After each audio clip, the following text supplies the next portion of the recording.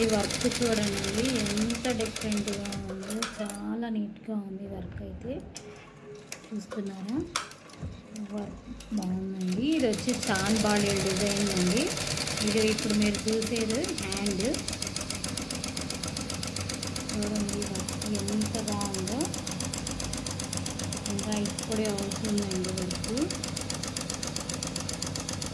Finishing కానీ మీరు దగ్గరగా కూడా చూసుకోవచ్చు. ఫినిషింగ్ చూడండి ఎంత నీట్గా వస్తుందో.